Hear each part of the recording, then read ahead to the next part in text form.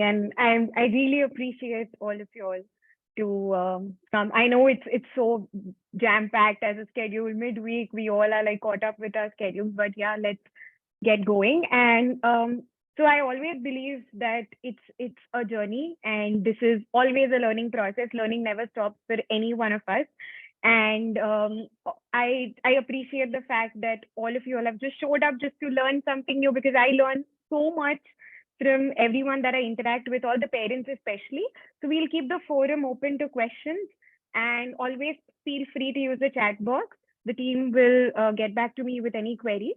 So I think we're good to go. We'll start. So Yes. yeah, I think she gave a pretty good introduction about who I am. Let's get going to why we all are meeting here today. So I know that the whole webinar intended to mastering parenting techniques and to find the work-life balance and all of that. But let's look at this as like a road to parenthood, because I feel that there is never a rule book that comes with telling uh, what a good parent is, or how a good parent is, and what are the checklists that we need to follow when we are in this journey, right? Because the day that our children are born is exactly the day that you start figuring out day in and day out that okay, this is how this bumpy roller coaster ride looks like. So let's start first with, just a second, just let me know if any technical glitches happen. So all right, so we'll first focus on little brief overview about uh, what is child development actually, all right, because that is where you do need to have little clinical understanding, so as to why and how children develop in certain domains, and what needs to be focused on, and where do we have to pay attention to, and what are the red flags, and then we can move ahead towards parenting techniques and all of that. All right. So when we look at children's development, this is how grossly it looks like. So there are these huge domains in which a child's development actually happens. Physical development is, the motor milestones of how, at what age the child should crawl, walk, move about, explore. Then comes the communicative development, where the speech and the language starts developing, where the child starts to interact with the surroundings. Then is a cognitive development, where the child is trying to reason out things. The child is, the ability to comprehend what's going on around. Then is the emotional development that the child undergoes, where the child understands that he or she has to coexist with themselves and with their surroundings. And the most important is the social development, because it's very important that all this information assimilation that the child does, it's really essential that the child practices and puts all these things out in the environment, so that we build healthy interpersonal equations and relationships to move ahead in life. So if I had to like just summarize on for a layman, right, to put across to you all the, to condense the clinical information that we look at, we need to understand that there is never a one-way road to a child's development. As and when the child reaches the age of, let's say, close to 8 months of age to 12 months, where, the child is standing in front of their birthday cakes for their first birthday and, trying to move about, holistic development is what happens. There is never a simple cause-effect relationship that you can ever establish for a child's development. So, in very simple words, this is what each developmental domain caters to. So when we look at the physical development, it involves the growth and skill development. The child learns how to use body's physical senses, how to explore things which are around them. They try to understand how objects are used and things like that. This primarily depends on their motor skills, the crawling, walking, running, hopping, things that children do because of their musculature and their body growth. Then comes your communication. So what is the speech and language development that we look at? It is about the exchange of thought and feelings. This is about the reciprocation. This is how the child starts and learns how to express their thoughts, their feelings towards other people in the environment. Then comes one of the most important domains, the cognition. So cognition is the ability to think and reason. So a lot of things in life that the child learns through their growing years is when they start to think and reason. How should I play with this ball? Should I like throw it? Should I put it in the mouth? Should I chew it? Should I try to break it? Things like that. So this is a very primitive example of how cognition plays a role. This has also got to do with how the child develops in the play form. So it's like the play-based skills that the child does, like how to play, what to play. Should I throw this and play? Should I catch this and play? Should I ask mama to play with me? Or is this game funny if other people are playing with me? Or is it fun if I play it by my own set of rules? All these things come under cognition. Then comes adaptiveness.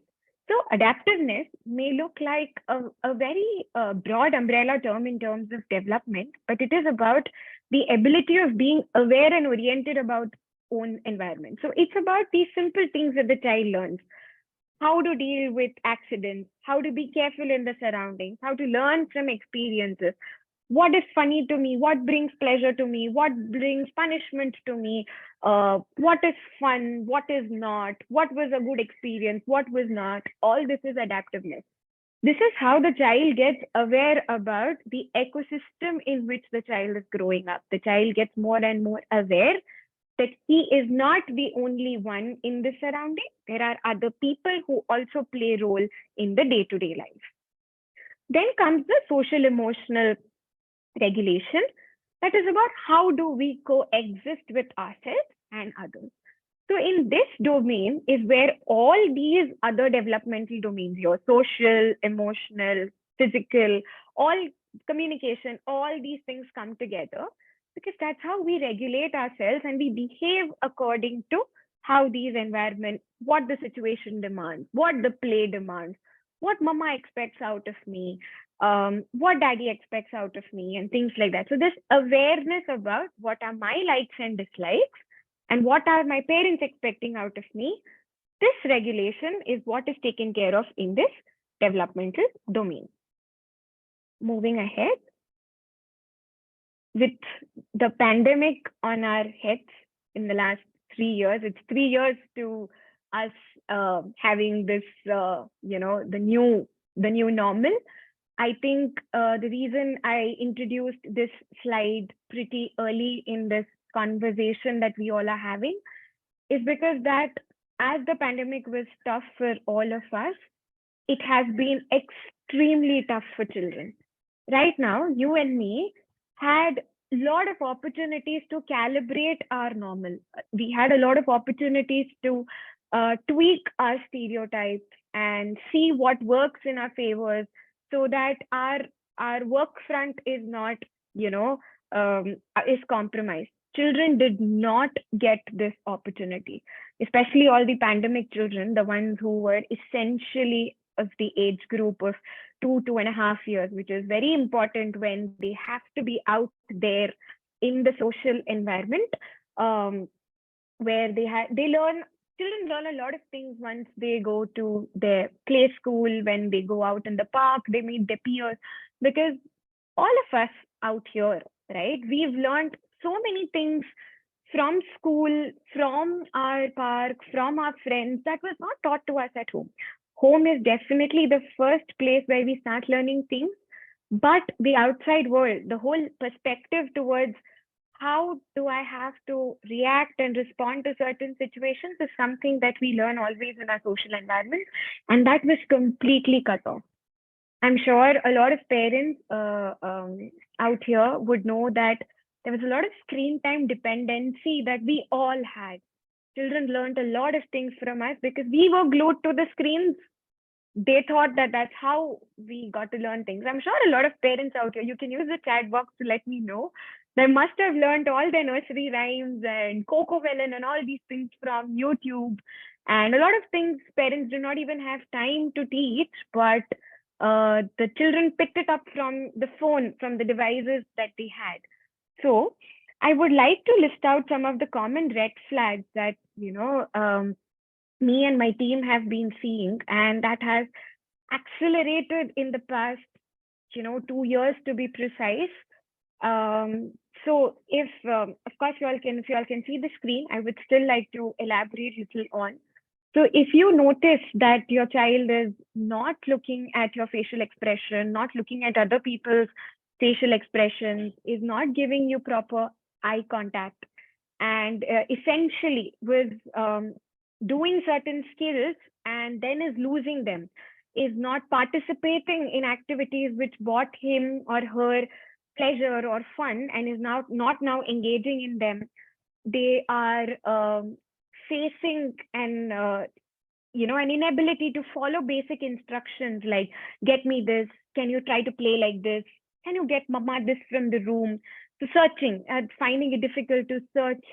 Then they are finding it tough to cope up with the changes in their environment, and also are having these sensory issues where they are unable to explore objects through their senses, or you feel that there is an unusual way of exploring, like smelling objects, putting things into the mouth and then looking at it and then getting a judgment that should I play with it or not. Little eccentricities in the way of exploration, not pointing, not imitating, not trying to imitate what you're asking them to do. And if you notice that they are not paying interest, or they lack this general sense of understanding and interest in interacting and playing with others, getting very, very irritated when they are in uh, social environments, and especially accompanied with screaming or closing their ears to usual sounds in the house, then having irrational fears towards certain things that you feel that a child maybe should not have. And or if you have little older set of children also who are transitioning from the online school model to the offline model now, who are having academic difficulties, who are not comprehending what is happening around in school, and having peer pressure, performance pressure, please reach out to a professional, because these adjustment issues are real. Children are the unsung heroes of our pandemic because nobody set a normal for them. They were without school, and suddenly the schools reopened and they were just put into schools.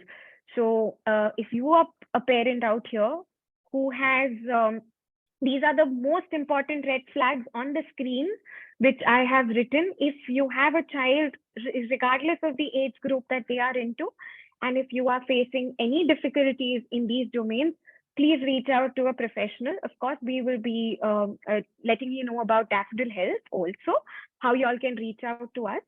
But uh, please make sure y'all are reaching out to your professionals if you have any of these red flags. Moving ahead, I would like all of you all to use the chat box and write, how is it about being a parent? I would love to see your answers about, yeah, please let me know about how does it feel to be a parent. So moving ahead, why have we opened this forum towards understanding what it is to be a parent? Is my screen moving for yours? Aisha, Ravi, can you just tell me, or is it stuck for me? It is moving. All right, great. So the first thing before, while y'all are at it, writing your answers about what it is being a parent, I would first like to start with the myths and misconceptions that we all have when it comes to parenting. Okay, I mind me for everyone who's joined later, this is a learning process. The only takeaway that we have to have after this session is that we all are going to promise to learn, because nobody comes in with a handbook to tell us who a good parent is and what a good parent is. Okay. Medical studies also, there has never been a pinpointed cause effect relationship kind of research which says, hey, these are the ABCs towards being a good parent. This is what a good parent does. It's never like that. So these are the common myths and misconceptions which we have of who a good parent is or what a good parent is. The one who always keeps their child happy. Tell me, are we pizza or are we food to keep everyone happy? No, I don't think a good parent is somebody who always keeps their child happy. And also, all of y'all, I respect y'all. You all are working professionals and are out here taking this step for your child, sacrificing one's life and happiness for your own children. or, I think all the ladies in the house will agree to it. Maternal neglect is one of the commonest misconceptions that we have, that, oh, the mother is going to work. That's why the child is behaving badly, or the child is not developing properly. Or we have absent fathers. He's a boy and the father is not at home. How is he going to learn things? So, no, there is no such evidence that a good parent sacrifices their own life and their own happiness for their children. So if you are somebody who's thinking that if I take a break and I focus on my child is going to miraculously get better with coping up with this life, I'm sorry, it's an illusion, it's a bubble. Don't let this world fool you. Also, a child who never misbehaves means has exceptionally good parent. Means a child who doesn't misbehave is equivalent to a good parent. How many of us have not misbehaved? Like, how many of us have not been mischief? So, this is again one of the biggest bluffs that we've understood, that a good parent is the one who has a child who never misbehaves or is not naughty, is very obedient, and all of that. Children are bound to be naughty. They've got to be children at their age. They have to make mistakes, because that's where we as adults come into the picture, right? Where we tell them that, hey, it's okay. Like, learning is not about doing something correctly. It's about attempting. It's about knowing that I've made a mistake. And as an adult, as a parent, I'm here to tell you that, okay, this is how it doesn't work out, but probably we can try it mama's way or daddy's way and try to see if this can be tackled or not. One of the other things that I really wanted to use this platform is to talk little about children and emotions. So I am sure that you all must have heard this a lot, that it doesn't matter if you show emotions in front of your children or your babies, they don't understand it. It's absolutely wrong. I would like to throw little clinical knowledge out here. um, we all know that, even a layman knows that neck holding is an essential developmental milestone, which is very important for the child's physical development. When the neck holding for the child comes, it's it's also aligned with one of the other important milestone, is the child understanding social smile. So you must have seen this cute little cooing babies. You show them these rotating toys. You say them, "Mama," with a smile. So when you have physical development that is happening, the neck control is analogous also to the child understanding facial contours and smile. That's why when you start holding a baby, which is like close to 3 or 4 months old, they start touching your face. That's how they get to know that, okay, that is so. As much as your physical development is important, your child starts emotional development at the age as young as 3 months old. So never kid me when you say that my child doesn't understand anything. Your child understands everything. They understand the emotions. It's only that they don't have the reasoning ability so as to understand what is good, what is bad, because again, that comes a little later in life. But your child always understands that, okay, this is different, this emotion is different. Also, this is one of the commonest things. Parents have asked this question to me, that, if I leave my child alone while crying and my child cries alone, the child is going to have abandonment issues. I leave for office every day and my child cries, and my mother-in-law, my father-in-law, my relatives, they tell me that you leave your child alone while crying and he's going to grow up having abandonment issues. No, it's not like that. Your child is just having an emotional response, just having a behavioral response, because the child doesn't know what is the consequence of a situation, doesn't know how to react or respond to a given situation. So that's also a very, very big misconception, that you leaving your child alone while crying is going to give them an abandonment issue.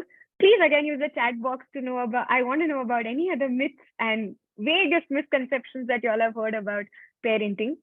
I would love to go through them after, towards the end of this session.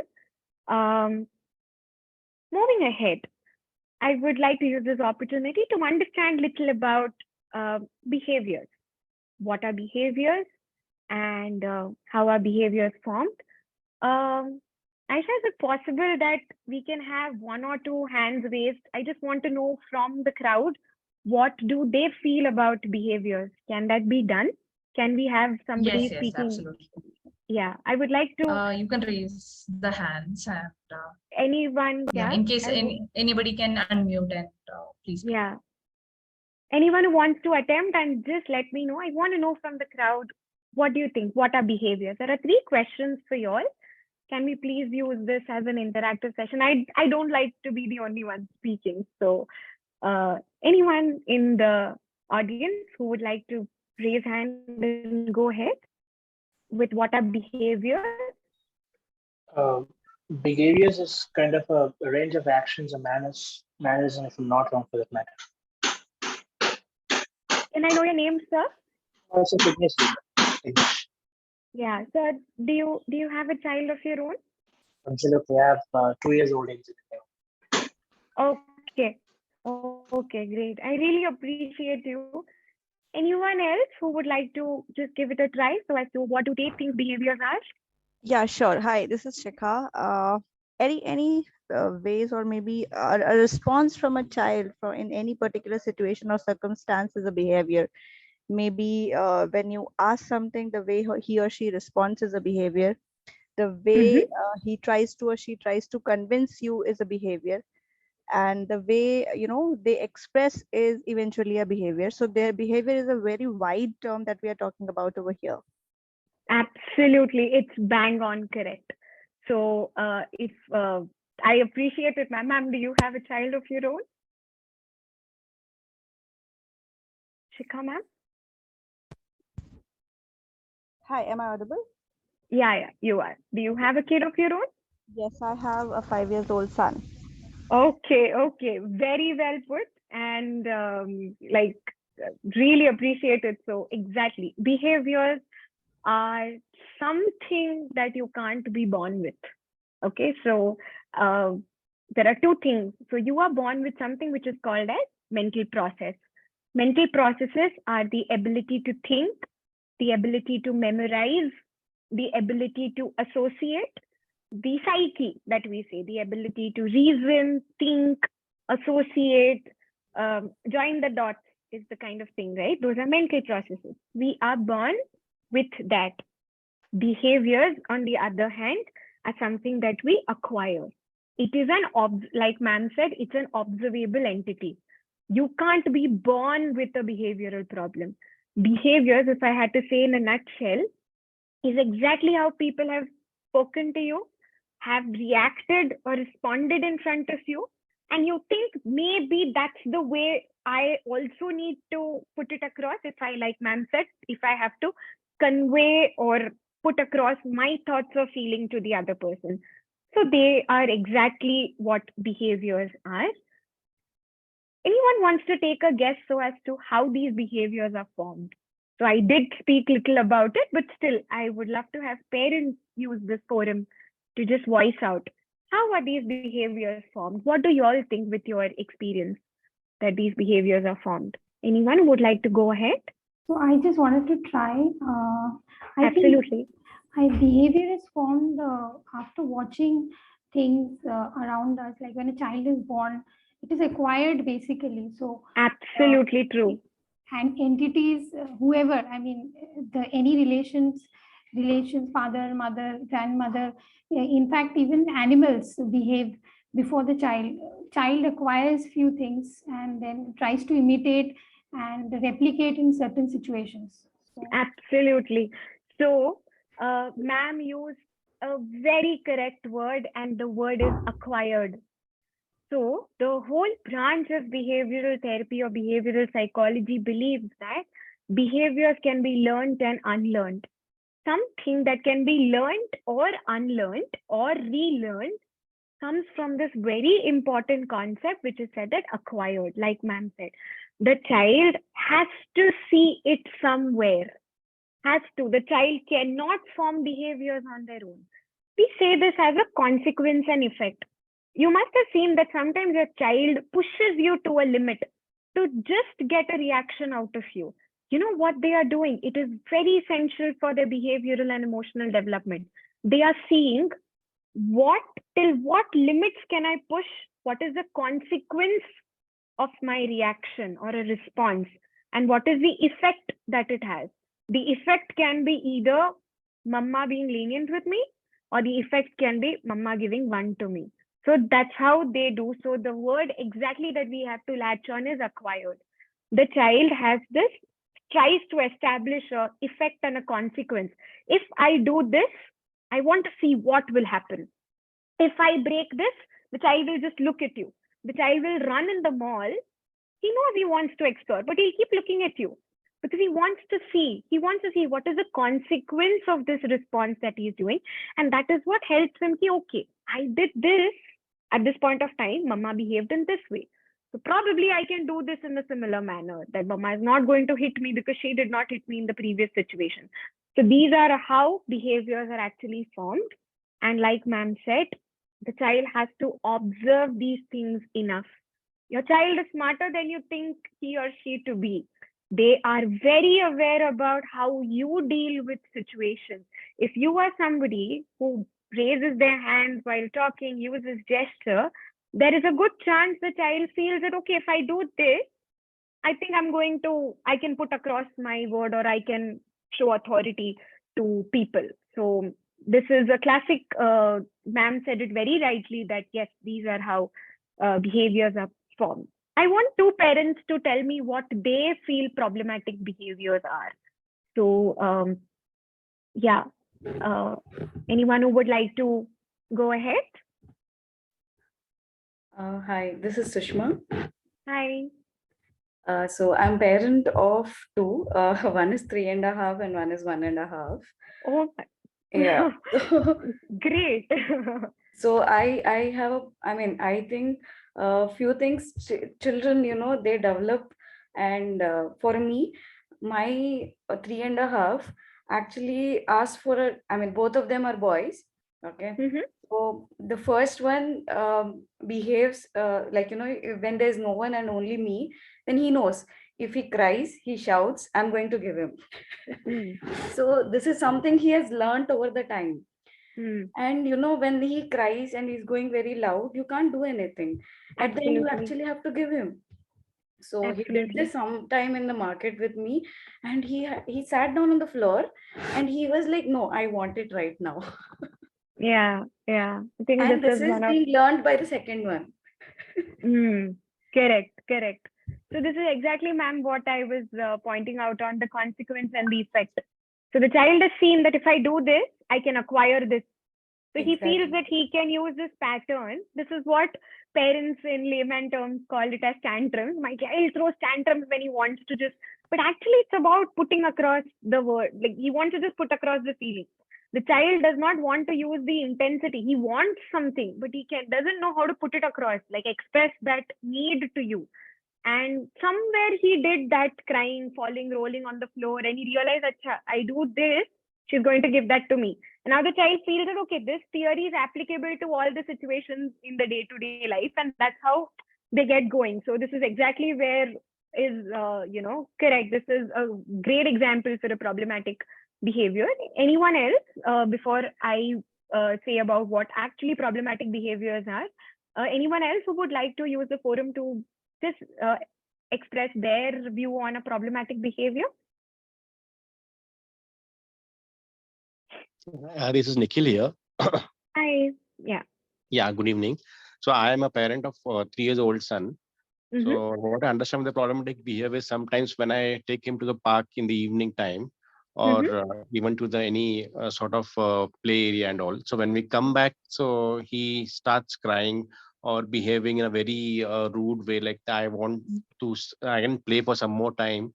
Or also in the situation wherein when we switch off the TV or take off the phone to cut Mhm. off the screen time and all. So even in Mhm. that case, sometimes the child behaves in a very arrogant and very rude. So Absolutely. it will take Yeah. some seconds or some time to Mhm. deviate from him from that situation. And so Correct. there's for some period of time that behavior is something which is very negative sort of. Hmm. Got it. Got it. Yeah. Absolutely, yes. think a lot of parents who raising their children, especially nuclear families where both the set of parents are working and there is little screen time dependency. I'm sure, sir, a lot of parents are having problem like that of yours, that it's difficult to move the child from one activity to the other activity, or helping them understand the importance of the routine. So just to add on to, like, these are exactly on the ground problematic behaviors that you as parents have shared.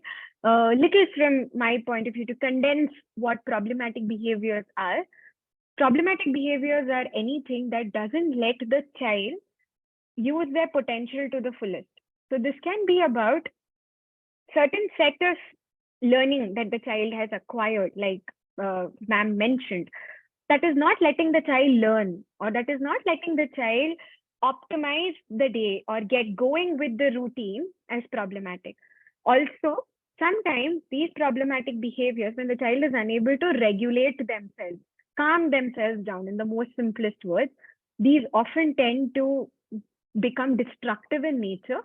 And problematic behaviors often are the red flags for self-harm and destructive and harm to others. So when they know that, okay, now rolling on the floor and doing something is not getting me something, I'm going to start hitting myself or others, because at that point of time, my mom has to give me something.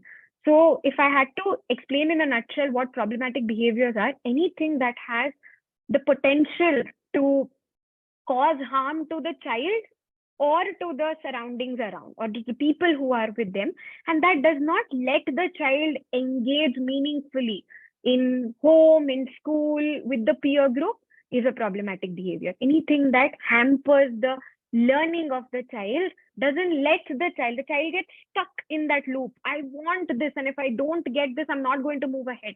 That is a problematic behavior. And see, there is no straight road in understanding children.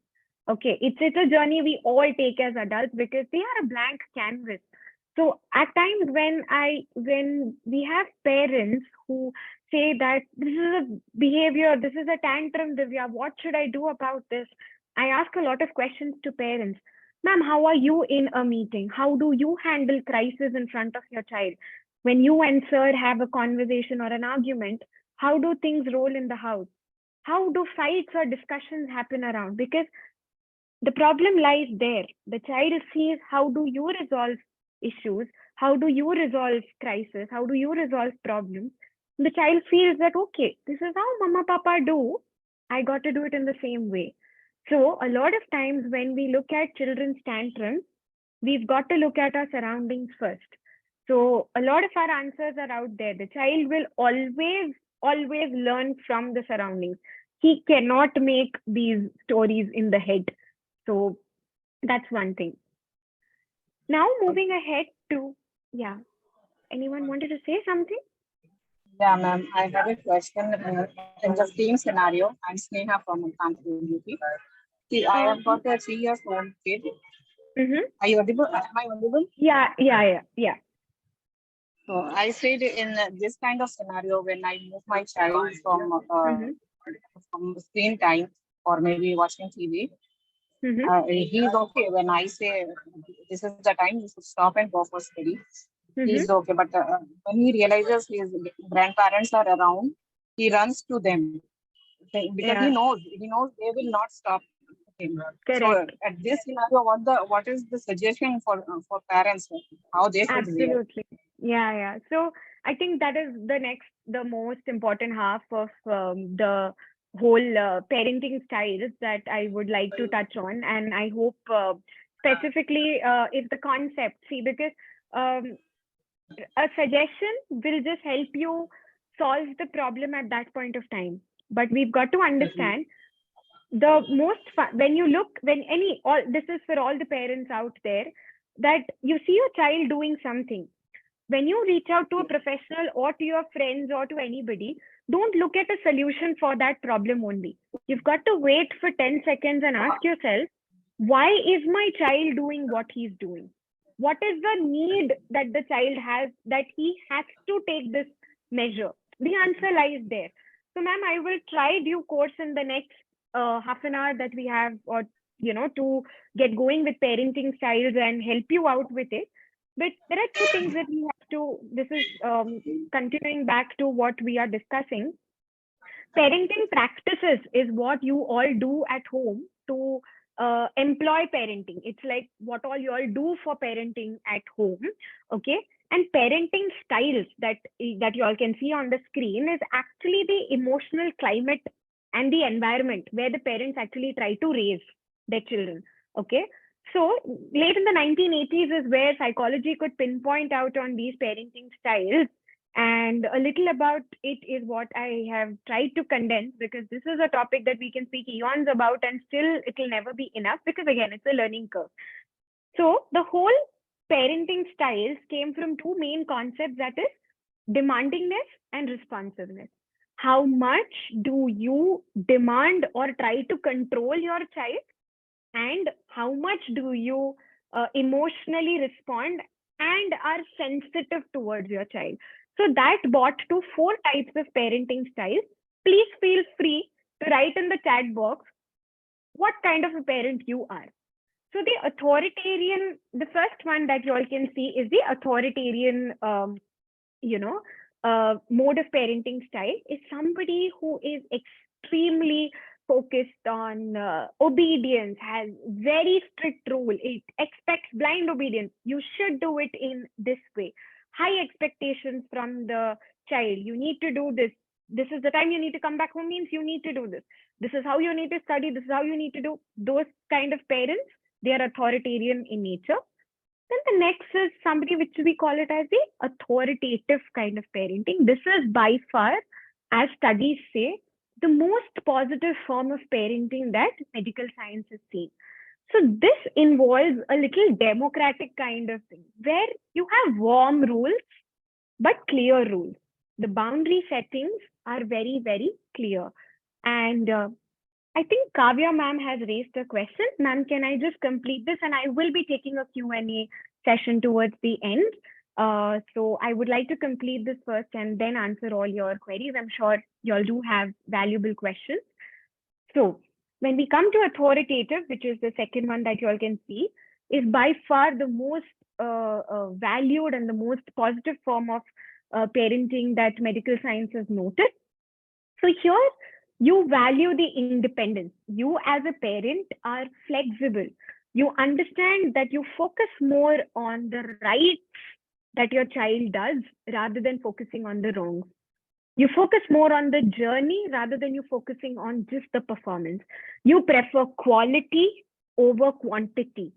And these are usually the children who have shown through results and studies have had great academic performances, very high self-esteem, are very good with their social skills. So these were the first two halves of the parenting style. The next is permissive. Now, permissive parenting means these are parents who are a little lenient. They don't enforce any rules on children. They are indulgent. They are like, but child wants this, I will give this. She likes this, I will give this. You don't let the child fight for something, need for something, ask for something. You give it to them even before they ask.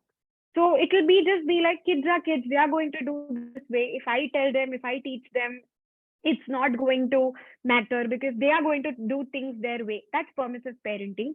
And we've noticed that parents who have this kind of approach, children who have been raised in this parenting style tend to be impulsive when they grow. They're very egocentric. They cannot have healthy interpersonal relationships because they're very self-centered. They feel that it's my way or the highway. I need something, I will do it in my way. These are the children who find it very difficult to cope up in environments. They perform bad at school. They don't really have a healthy peer group circle. They can't play or engage in social environments is because if a certain set of boundaries were not set at home, they fail to understand the boundaries of the environment. The last is an uninvolved parent. I am sure there are none here because you all have showed up for this webinar. But we call this as an uninvolved or a neglectful kind of parenting where you are very cold and emotionally very, very unresponsive. There are no rules. You are uninvolved. You are not bothered about what the child is doing, what is doing, and things like that. And studies have noted that uninvolved kind of parenting and the authoritarian, that is the first one, that is who focuses more on punishment, obedience, discipline. These are the parenting styles, and the children who are being raised in these environments are the ones who have highest rates of mental illness. So substance abuse, highest suicidal tendencies are noted, because these are the children who don't feel loved, who don't feel wanted. There is no purpose in life. There's a lot of pressure of performance. So we've had medical studies which have directly linked parenting styles to the incidences of drug and substance abuse and mental illnesses in children, especially at the growing age of 7 to 15. Moving ahead. What does neglect look like?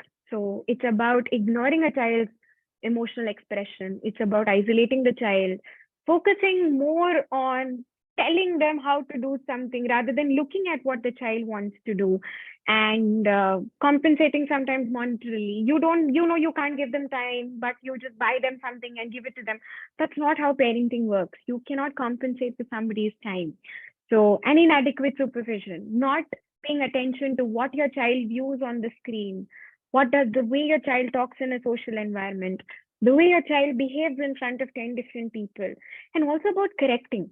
So you see your child is not behaving properly, but you punish them, or you hit them, or you yell them in front of 10 different people. You are not solving the problem. You need to understand, why did the child do that in front of 10 different people? So inadequate supervision. You need to see what your child is engaging into. Handing over the phone and get going with your life is not something that you should do, because you don't know what the child is actively receiving, what information the child is getting from the devices that he or she is getting in their hands. Neglecting and ignoring behavior. That's the biggest red flag. You don't ignore a behavior. You've got to sit down, speak, and understand what made you do this. Like, let's understand, were you upset? Were you angry? It's okay to get angry. That's why you did it in this way. So neglecting behaviors or ignoring behaviors is not going to solve the problem. A lot of parents, let them be crying. It's okay, crying, he or she will keep quiet. But that is what pushes the child to be more rebel and be like, okay, so half an hour I could cry and she could ignore me. Now I'm going to cry for the next 1 more hour so that she doesn't ignore me. A lot of times, these behaviors that children show, right, it comes from the fact that they want to feel heard, they want to express, they want to feel wanted, they want to feel validated. And all our behaviors, even in adults, all of you who want to push their deadlines, work a little more hard, is why? Because you want to feel heard, you want to feel expressed. And this is a fundamental want. It's a fundamental need that we have. Children just don't know about it. They just don't know what's right, what's wrong. Rather than giving them a rule book that, hey, this is right, this is how you need to behave in front of others, this is how you need to do this. Don't do that. Give them scenarios where the child tries to learn and tries to think, should I do this? Should I not do this? Things like that. Unstructured priorities. If you are somebody who doesn't set rules and regulations and doesn't fulfill them, we will play this after 2 hours. Let's finish the homework, then mama will give it to you. If you are somebody who cannot keep up with your own priorities, your own promises to the child, your child is not going to follow, what you are expecting out of them. Moving ahead, role of a parent. Whenever you feel that these things are getting a little overwhelming, please reach out to a professional help. Professionals are here to only help you out in understanding, is this behavior actually problematic? Are you overthinking, or is it something that actually needs to be intervened because it is a part of a bigger problem? Always understand one thing, that you should be willing to adapt or to accommodate. Because if you are somebody who is extremely rigid about things, the child is also going to be rigid about things. So it's like one rock hitting the other rock, and it's just going to ignite sparks. You are not going to come to a midway. So if you want to set up a discipline or a routine, make sure it's 50-50. Let the child also decide on what he or she needs to do through through course of their day or through course of their routine. Because the road to a healthy, positive parenting or a positive relationship is about empathy. It's about encouragement. It's about understanding your child from their perspective, looking at the problem from a child's point of view, not from your point of view. And it's very important that you make time for yourself. At times, I know parenting gets very, very, very overwhelming. There are days where we have working parents, especially, who feel that they are missing out on their schedules, they are missing out on their child's development, but that's not the truth. If you yourself are not happy, you're not sorted out here, you'll not understand what to do with children, what to do with them, and that will just lead to you being more angry and frustrated about children. So this is just about reciprocity in relationships, that it's very, very important that an effective communication needs to be established between you and your child. So attending, rewarding, encouraging when the child tries to do something new, praising them, understanding that the child has more, has emotional needs, has their own needs and wants, has their own understanding. When you acknowledge that, we see that the child gets more comfortable with you. The child has a better understanding of what parental expectations are, and the child complies more. So it's essential that you first understand what are your child's needs. Why my child does this? And then jump to the solution or to how do I resolve this? Because the moment this trust is established, the child gets a more better understanding so as to, okay, mama always opens more room for, okay, I think I can try this. It's okay if I fail because mama is going to help me understand how can I tackle the situation better. In contrast, if you can see to the later half of the picture that I have shown, if you are somebody who is ignorant, imposes things, isolated, go away, I don't want to talk to you, you have unrealistic expectations, you will have a child who will scream more. You will have a child who will get irritated more because now the child feels, I have only one attempt to tell something to my mom. And if I don't do it in that attempt, she's going to yell me, she's going to impose things on me. So it's very, very important that if you are somebody who ignores, gets irritated, gets angry soon, your child is bound to become more argumentative, more irritable, and is going to be non-compliant. So you can't yell, spank, hit the child and expect them to listen to what they are. See, I understand that punishment, comforting, providing solutions, sometimes timeouts and all these things are very important, but you need to all these are essential for parenting. But you need to understand in a given situation, what do you do more? If you are somebody who punishes the child more, if you are somebody who is extremely strict about certain things, doesn't budge, is not flexible more, you are bound to create a child who's going to be more non-compliant. In contrast to somebody who's like, keep it open.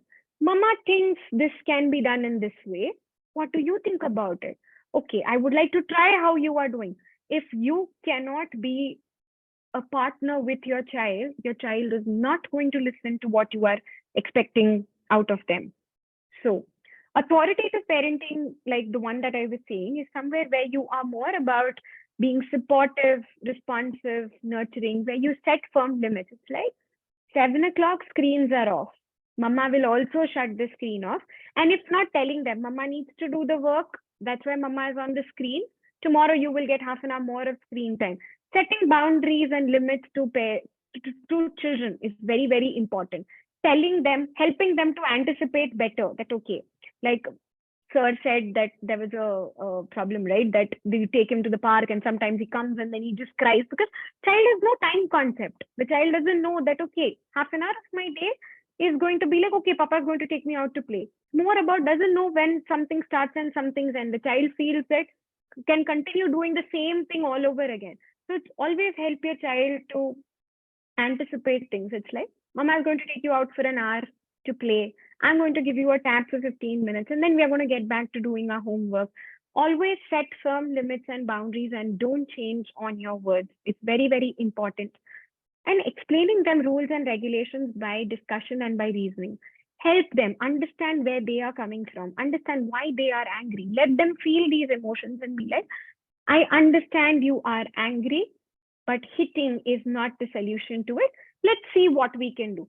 when you open a conversation for the child understands that, okay, mama is here for discussing, mama is not here for enforcing things on me.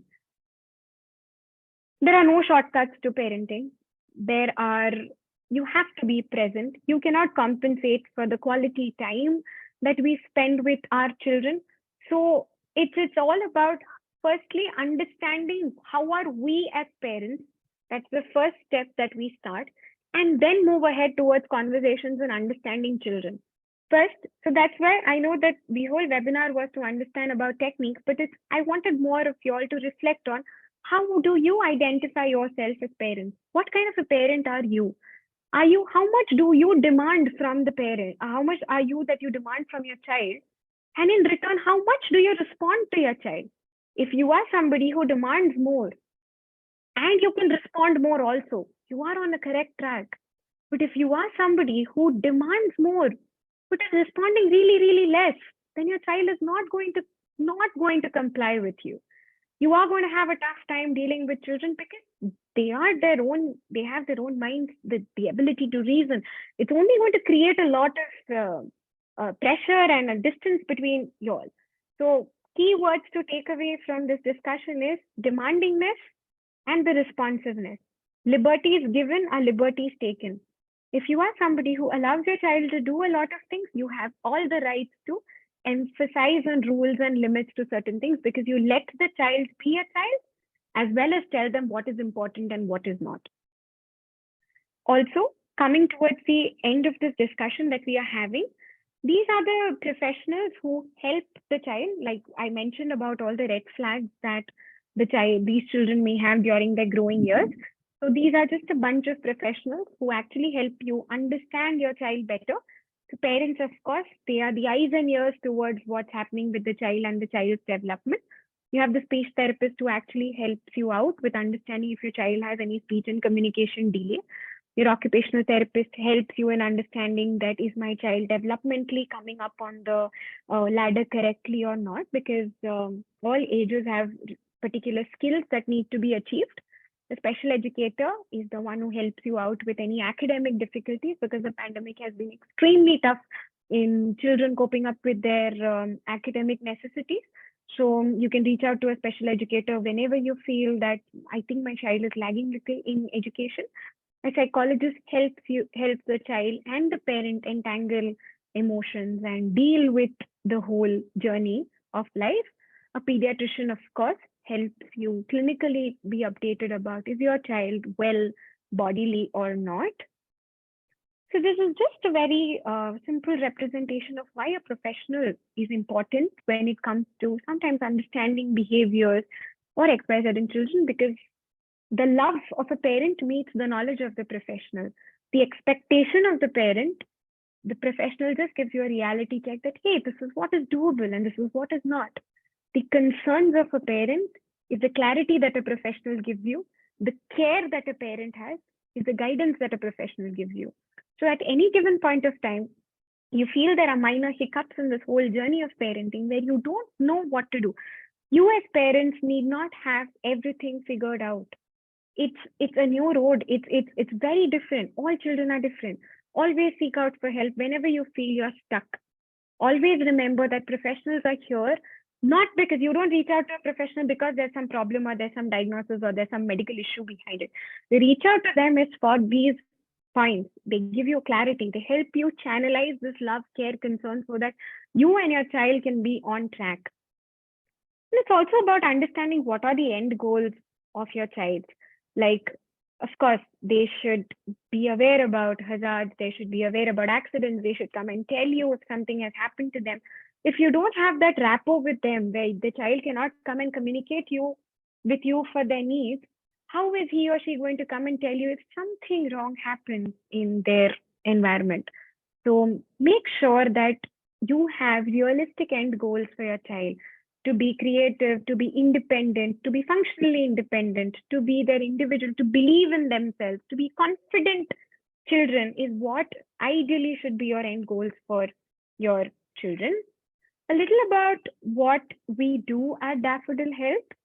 from a clinical point of view, to all the parents who feel that there are certain problems in the developmental milestone, please reach out to me and my team. We would be really happy to help you all further. But it's little about how we help parents in this whole progress and this whole pathway of therapy. We help them, first of all, catch hold of the situation, make them aware about what are the problems. We help with the assessments of the child so as to understand that I have a 5-year-old, but according to the skill set of a 5-year-old, what is the age group of my child? Is my child being able to do everything like a 5-year-old? So these assessments is where we help parents out. Followed by that is a therapy plan. If we get to know that the child is lagging in certain places, it's essential that we help out parents to help the child and the parent cope up with the developmental needs of the child. And this is all done at home. It's a parent-mediated model where we help parents be a part of this journey so that they are more aware and they can be of best use for children to cope up with the difficulties that they have. And behind every young child who believes in themselves is first a parent who believed first. So without wasting any more time, Aisha, do we have time for questions? We can take some questions. I would love to Yes. have a word with all of you all. So yeah. We do have some questions. Before that, I've released a poll in case you like the session. I would love to know what are your feedbacks, how do you like the session, etc. I'll just start off with the questions from the beginning. Okay. Yeah, what's the approximate age for kids when they will start to speak? Okay. So ideally, things like babbling and trying to imitate pointing has to ideally start within the first year. The child has to start speaking gibberishly because that's how you get to know that they are aware. They are aware about their surroundings. So the cardinal red flags, I think I missed out on a couple of questions. If it's okay if your child is not giving an eye contact, but if your child can't point to things, can't imitate nursery rhymes, get happy, clap, wave a hi, wave a bye, doesn't understand if somebody is entering or exiting the room. So these are the first milestones in the speech and communication domain. So if your child is not doing any of these, so it's very, very important that you reach out to a professional because that clearly shows that there is a lag in the development, because naturally a child cannot not wave you a hi, bye, or not imitate to sound. So yeah. My kid is not responding to his name. Is this a serious red flag? Depends on two things, the screen time and what is the age that we are looking at. So if the madam or sir who has raised this question, if they can help me with the age group of the child, and is the child addictive to screen a lot? So if that would help me give more clarity to the question that parents have. Is Gauri Gunshekaran here, just in case you can? You can raise a hand. Okay, I guess she's not here. I'll just skip that question. I'll just take another one. Yeah. How to come out of this kind of behavior? I think this was something that's there. Okay. Is it normal if the kids sleep longer, if they are holding him or her and wake up as soon as we put them in a bed? Yeah. Could you just come again? So is it normal if the kid sleeps longer if we are holding him or her? And as soon as I put her in the bed, they're like, wake up immediately. Yeah, so this is clearly reflective of the fact that the child's emotional needs are not getting satisfied. So this thing actually happens when parents have to spend little time away from the children. So if you are also a parent who's facing this, make sure that you have a ritual of all of you are sleeping together, and also increasing activities in the day where the child gets to spend more time with you. So it can be sharing meals together, playing together.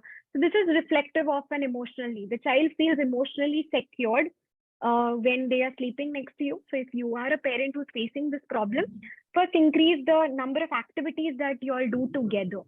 So rather than stopping to sleep with the child or making them sleep away, that's not going to solve the problem. give them more emotional exposure where you show a lot of love and care and concern to the child. So this surely will help you with slowly the child getting adjusted to sleeping alone and sleeping peacefully alone. So when the child feels safe and wanted, loved, the child will be able to sleep peacefully. They wouldn't need them. So it's that. Okay.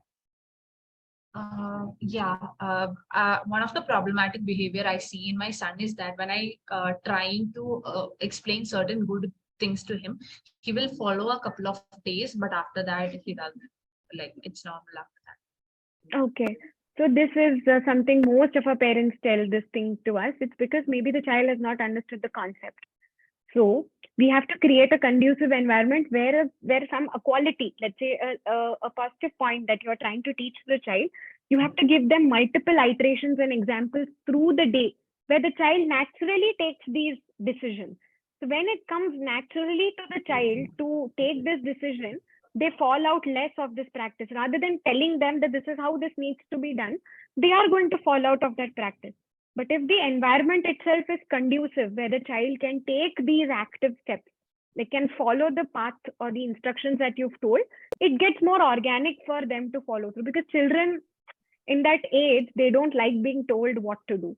So it's very important that how we put across things to them and how we make them understand something, how we discuss and how we reason something plays a huge role in the child being compliant towards that. So, okay. What to do if both parents have different style of parenting? That is something that is very commonly noted in India. So it all depends upon what is the combination. If you all had seen, if there is a combination between authoritative and authoritarian, it's still okay. As far as if you have parents or grandparents, whoever is taking care of the child, if you have one authoritative parent, meaning the one who's flexible, who allows independence, values independence, then at least there is a check. But if you are both are either very strict on rules or very cold on rules or uninvolved, then it's problematic. You do have to have a professional consultation so that they can help you come to a midway. So it's okay, because most of our parenting styles, to all the parents out here, it's not our problem. We have learned from our parents. We have learned from our past generation. So it's okay that you have different parenting styles, but that may not be the style for your child or to your occupations that you all belong to. So in this case, Aisha, I think professional help is best, where your professional helps you resolve the conflict, which is best for the child. So do you have any advice for single parents? Sorry? Do you have any advice for single parents? Single parent, I think parenting after a point is also an individual journey. And so for single parent, of course, my thumb rule for a single parent is take care of your mental health. You don't have to fill in two shoes. If you are a mother or a father who reached out, please don't try to fill two shoes. Be yourself. And it's very, very important that you have a professional guidance, because like I said, because as a single parent, the responsibility is double up. So it's essential that somebody helps you to set rules and regulations, because you're an absolutely fantastic parent. There is no doubt about, nobody needs to teach you about parenting. It's more got to do with how are you handling yourself and all the other multiple caps that you have. So for single parents, it is usually a specific trigger that doesn't let them be fully available for their children, because of course they are breadwinners of the family. So it's very essential that they seek professional guidance for themselves, so as to understand that, is my single parenting or my parenthood impacting my child? Because most of the time they are very parallel issues. We have not seen single parent children raised by single parents being good or bad versus having a couple raising it. So so always reach out to a professional if you are not able to be fully being there for the parents. So yeah. We'll take a couple of more questions, like 2-3 questions. Yeah, sure. Yeah, sure. Okay. My son is almost 10 years old. He always tags along with me everywhere If I leave him at home and came to find out that mama is away, he creates a lot of fuss and cry nonstop. Is that a bad behavior? Because he's Yeah, so these are adjustment patterns. So if you are a homemaker mom, and if you are somebody who was primarily like a work from home mom in the last 2, 3, or a dad, whoever has posed this question, like I said, it's essential that we help the child anticipate the things that are going to happen. So let's say, as mothers or fathers, we usually have our schedule, which is preset. We know that, okay, this is my work time. This may be the time I do my household chores. So if you are facing this problem, help the child anticipate better. Tell that tomorrow mama is going to go to the market, and and when I come back, we can probably count what all I got, and you can probably see. Or let's say if you have to head out for grocery work or things like that, you can always take your child along. But let's say if that's not possible, help them make a checklist. And if that's also not helping, coming back and addressing, okay, you felt this way. Why did you feel so? Because mama was away. All right. How do you want mama to fix this? Addressing that emotion is very, very important, rather than questioning, why are you crying? As soon as I leave, why do you cry? Don't ask questions when an emotional outburst is happening. You are going to worsen the situation. When you address that emotion, that's where the child understands that, okay, she's here for negotiating with me. And the anticipation should be for all the activities. So it will be like, mama is going to do this after a week. Mama is probably going to go out. Will you remind me after a week that, oh, tomorrow I need to go out with my friends? So when you give child responsibility, it gets easier for them to accept that, okay, mama is going to head out for a while, but she's going to come back. And asking them opinions that, do you want something when I come back home? Should I wear this or not? Would you like to come with me the next time? Things like that would help him get adjusted more easily. So yeah. okay. How to identify speech delay issues if the child is 6.5 years old? My kid was very bad, but once joined school, very talkative, but mixing all languages and some words are not clear. Is it normal or any speech issues? You should consult. It's 6.5, right? You should consult a speech language pathologist for this, because can be an articulation issue, and also when the child, and also when the child has learned figuring out the speech and language on their own, at times may not be the correct way. And why nothing worries them, but why is it may hamper the quality of interpersonal relationships at this point of time, and the child will feel that my point is not put across in front of people. So here your speech language pathologist will really be of great help to help you with the way forward. May not be a diagnosable problem, but definitely will be like a closure for the parent that why my child is not being able to communicate or conversate properly. So yeah. Okay, we have, I'll take the one last question. We have a series of same question. So my 1.5-year-old wakes up at least twice at night and cries and then sleep after having milk, or just carrying for 20 minutes. Similarly, mine is 1.1 years old. He wakes up 4 or 5 times in the night. I hope it gets reduced. Mine is 3.45 years old, started sleeping whole night after 6 months, but second one still does not sleep. Okay. So sleep issue. Sleep issues. All right. To all the parents out there, sleep issues are directly linked with either nutrition problems. So please reach out to your pediatrician and see.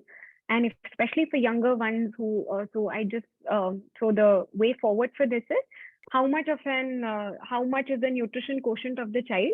Apart from mother's milk, is the food being adequate? And how is the water intake for the child? Because cramps is one of the commonest reasons that children have muscle cramping and dehydration that happens if they are more dependent on mother's milk. That leads to them having gut problems and stomach problems.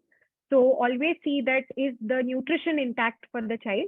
And if not, how much is the screen dependency? Because at 1.1 and 1.5 is the age where there is a lot of delayed association. So the child listens to all the sounds through the day, but it all replays in the mind when the mind goes to sleep. So sometimes the child also often wakes up because it's just like, imagine your body sleeping and the sounds are still playing in your head, because the speech development is happening at this point of time. So it's very important that at this point of time, when you're introducing a bottle of milk or something, make sure you hold them, rock them, and you sing something. You need to give more sensory stimulation to the child so that the child calms down. So because this can also be, because you can't stop the sound revisiting that the child does, because it is very essential for the speech. So it's very important that you sing a song or a lullaby at that point of time and rock them and give them a lot of body contact at that point of time. But first, please check with your pediatrician if the nutrition profile of the child is okay or not. So that's essential. So yes. Okay, I think we are good to go. Thank you so much, Divya, for staying with us for extra 15 minutes. Yeah. Thank you so much, everybody who joined the session. Yes, please. Thank you. And you all can reach out to Daffodil Health's website. And if at all any of these red flags are there, our professional team will be really happy to help you all out. And you all can check out the website, and we do provide services. And for all the queries, you all can just schedule a consultation and just get it clarified from a professional. Me and my clinical team will be more than happy to take up all your questions personally and help in whatever way possible. So I thank you all so much for letting me try to condense such a big topic, and I hope it was of help. And thank you for waiting for so long. Thank you, Aisha, and thank you, Nova Benefits, for this. So yeah. Yes, please reach out to Daffodil's Health. I've dropped the link. You can go to their website. There's a contact number and also a support number that you can reach out to schedule a call with them. And thank you so much, everyone. Have a great weekend ahead and a great day ahead. Thank you so much, Divya. Have a great day. Have a great weekend ahead. Thank you. Bye. Bye. Bye-bye. Thank you.